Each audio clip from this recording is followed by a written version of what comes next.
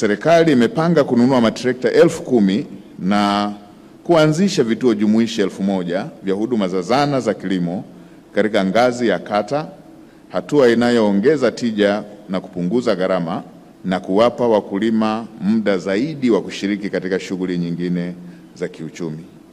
Naipongeza FAO kwa kuanza mchakato wa kuanzisha kituo cha umahiri wa zana za kilimo barani Afrika, na nitumie fursa hii kuwakaribisha Tanzania, lakini pia kuwatangazia kuwa serikali ya Tanzania iko tayari kutoa eneo na ushirikiano kamili kwa ajili ya uanzishwaji wa kituo kama hicho hapa nchini.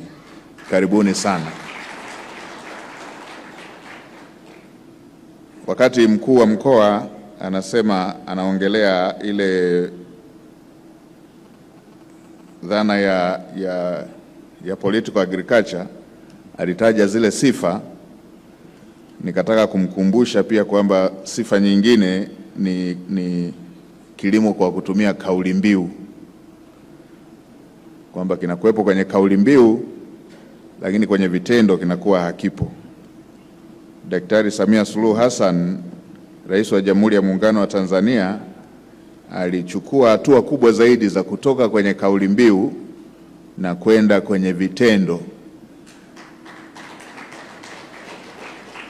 kwa kuongeza bajeti ya kilimo kwa zaidi ya mara 5 ndani ya kipindi cha miaka 4, na kuchukua hatua hizi ambazo baadhi ya maeneo tumetoka kuyaainisha yanayohusiana na zana za kilimo.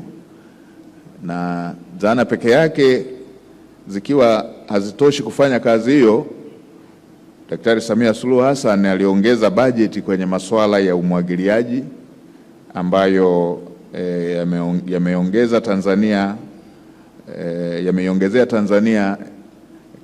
miradi inayohusisha umwagiliaji kutoka takriban miradi 13 kwenda miradi zaidi ya 780. Hivyo kwenye utoshelevu wa mbegu bora pamoja na mbolea.